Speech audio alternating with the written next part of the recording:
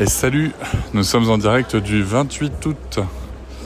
Et là je suis à la gare Saint-Jean à Bordeaux pour aller à Paris. Pour aller enregistrer un épisode qu'on appelle co-brandé, tu sais, c'est avec une marque. Et du coup là c'est avec Chris. Et on va parler de la myopie de l'enfant. Voilà, hyper intéressant.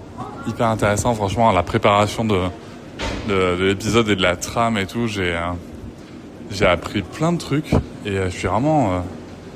ça me fait grave plaisir de construire ce genre d'épisode, si tu veux, où bien sûr il y a un soutien financier d'une marque, tu vois, il n'y a pas de... toujours transparent vis-à-vis de ça, c'est pas un problème.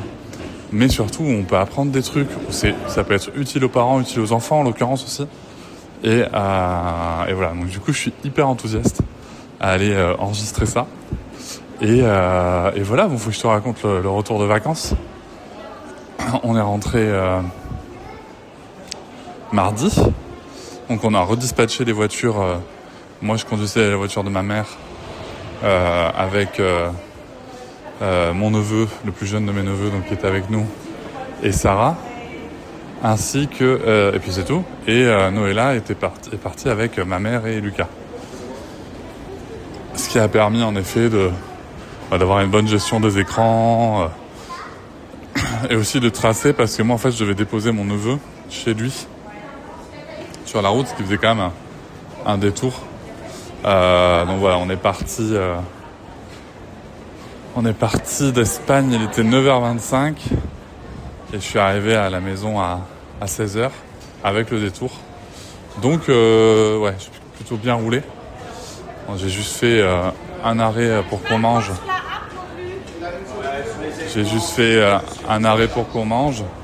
Apparemment, alors, il y a beaucoup de bruit autour de moi, c'est le bordel, je crois, en gare Saint-Jean. Il y a beaucoup de retard, mon train est en retard à moi aussi.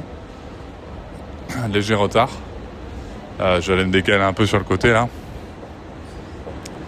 Et donc malgré le détour, si tu veux, j'ai pu avoir au final arrivé à 16h, donc c'était plutôt cool. Le temps de tout décharger, j'ai pu décharger moi la voiture parce que je suis arrivé un peu avant Noëlla. Hop, j'ai pu décharger la voiture de ma daronne. Sarah elle est partie jouer chez le voisin direct. Et hop, après on a déchargé la voiture de Noëlla. On a commencé à ranger. Là on s'est aperçu qu'il manquait quelques courses, donc je suis parti faire 2-3 courses. Et puis voilà, après on a fini de ranger. La maison était rangée quand on s'est couché le soir. Sarah, on s'est couché on a couché les enfants vers 21h. Un peu tard quand même. Mais voilà, enfin, Lucas vers 20h. Et voilà, et puis on est en train de recaler les rythmes tout doucement. Les rythmes de sommeil. Ouais, du coup, je me suis remis en mode, j'arrête de déconner avec la bouffe. Voilà. Et alors, sauf que je mange énormément de melon, hein, voilà, je te le dis. Moi, j'adore le melon. Contrairement à Mathilde de L'Oréal Blanc qui dit que le melon c'est vraiment pas bon, et moi j'adore ça. Du coup, on est revenu avec gavé de melon, voilà. Bref, je bouffe du melon et il me restait du chorizo, donc voilà. Ça, c'est mes petits plaisirs d'Espagne que j'ai ramenés. Mais voilà, et tu sais, pour le fun, je m'étais pesé avant de partir. J'étais à 100,3 kilos.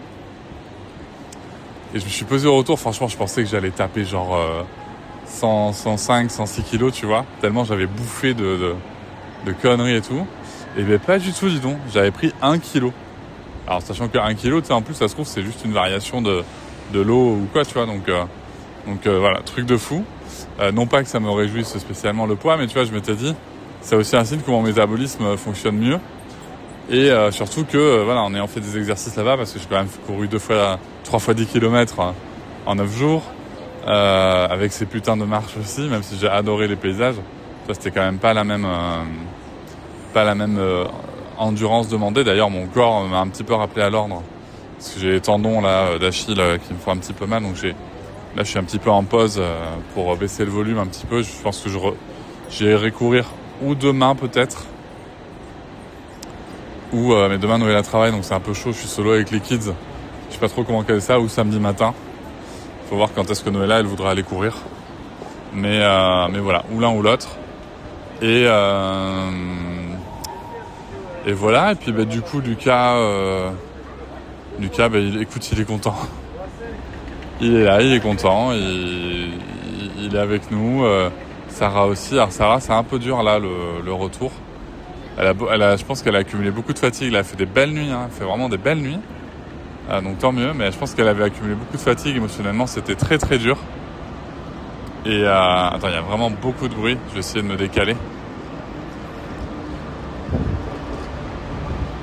Ouais, émotionnellement là, c'était très très dur. J'ai dû d'ailleurs être un peu sec là, plus que d'habitude. En fait, j'avais pas la patience, tu vois.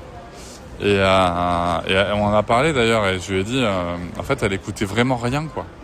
Donc à un moment, si tu veux, je lui parlais sèchement. Tu vois, je lui criais pas dessus, hein, mais je lui parlais sèchement. Et là, en fait, elle écoutait. Donc, et je lui ai dit, bah écoute, Sarah, en fait, elle m'a fait la remarque, tu vois, hier soir justement. Et là, papa, tu m'as parlé quand même. C'était un peu dur et tout. Je dis, je suis d'accord, ma chérie, ça me fait pas rire du tout, moi non plus. Mais en fait, là, j'avais pas beaucoup de... Parce qu'il faut savoir que là, et Noëlla et moi, on est un peu en mode... On est en vacances avec les enfants, mais on bosse, quoi. Voilà, on est en mode mixte, donc c'est très très compliqué de gérer ce genre de situation. En tout cas pour nous. Et du coup, elle me dit ça. Et voilà, je lui explique, je lui dis... mais en fait, je savais plus comment faire, ma chérie, parce que vraiment, t'écoutais plus rien. Qu'est-ce que t'en penses, toi, tu vois? Elle m'a dit, ouais, c'est vrai. Mais je suis tellement fatigué. Je dis, voilà, ben, on va faire des bons dodos, voilà, puis on va faire attention à comment on se parle, et voilà. Et en effet, tu vois, dès ce matin, c'était très cool. Voilà, je pense qu'elle a vraiment besoin de récupérer du sommeil. Donc voilà, on va faire ça. On va bien gérer. Là, c'est vrai, on a réussi à la recaler sur son horaire de sommeil habituel. En juste 2-3 jours, on a fait ça, donc c'est cool. Et tout de suite, tu vois que ça va mieux, quoi. Tu sais, des fois, faut pas chercher plus loin, hein. Donc voilà.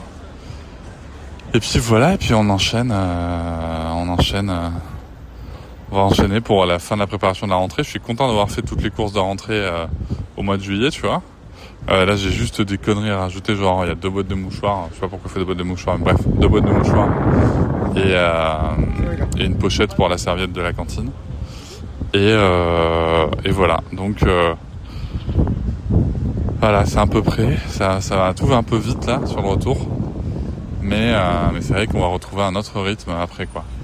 Et en même temps, tu vois, avec Noëlla, moi ça me fend le cœur là en me disant ça, mais et en même temps, tu vois, on n'arrête pas de se dire, on était tellement bien en fait. On aime tellement passer du temps avec nos enfants, même si ça nous épuisait tous ceux, mais c'est pas le sujet, tu vois. Mais là, on est vraiment dans une période où on aime passer du temps avec les enfants. Tu vois, avec Lucas, même si encore une fois il y a des problèmes de santé et tout, en fait on s'y est fait. Et du coup, c'est vraiment le kiff, quoi. Là, tu vois, 18 mois de Lucas, 7 ans de Sarah, c'est vraiment une période qu'on aime bien, même si, attention, tu vois, encore une fois, il y a des difficultés relationnelles, mais même ça, en fait, c'est intéressant à vivre et c'est intéressant à suivre, tu vois, donc ouais, et c'est triste de se dire, voilà, on reprend des activités, on est encore dans la contrainte financière et de devoir gagner de l'argent pour pas être avec nos enfants. Enfin bref, un modèle de société quand même qui est très très étrange, qu'on a construit en Europe en tout cas et dans l'humanité, mais qui me questionne beaucoup. J'aimerais bien gagner au loto, quoi. J'aimerais bien gagner au loto et juste passer du temps avec mes enfants, quoi. ça serait mais tellement bien. Des fois, j'envie des gens riches. Et tu sais, en plus, le pire, c'est que je connais des gens qui sont quand même très riches, mais ils profitent pas alors, c'est pas spécialement un jugement, c'est juste que moi, je ferais différemment. Mais vraiment, ils sont pas voilà, ils sont pas dans. Je profite du fait d'avoir de l'argent pour passer du temps avec mes enfants et tout. Mais bon, voilà. C'était ma réflexion du jour. Allez, je file à Paris en tout cas pour justement aller gagner de l'argent. En plus là c'est un délai très court. J'aime bien me mettre des petits défis comme ça. C'est un délai très court et voilà. J'ai pu avancer hier, j'ai pu bosser un peu. J'ai pu avancer sur l'épisode avec André. Toute la partie vidéo est finie et chargée. Tous les supports réseaux sociaux sont faits. J'attends juste qu'Alice m'envoie les audios terminés pour préparer les épisodes de podcast audio. Et voilà. Et donc je suis content parce que du coup je démarre ma rentrée avec voilà, une bonne organisation. Même si là l'épisode qu'on va enregistrer aujourd'hui va se caler un peu en urgence, bah mine de rien, voilà, on démarre plutôt bien. On a fait... je suis content d'avoir réussi à gérer mon avance, à pas être dans le stress là de la rentrée, contrairement un peu à l'année dernière. Mais l'année dernière, j'étais tellement épuisé par Lucas que... Enfin, pas par Lucas, mais par la situation parentale. Voilà, bon, allez, c'est pas tout ça, mais même si le train est en retard, faut pas que je rate. À bientôt.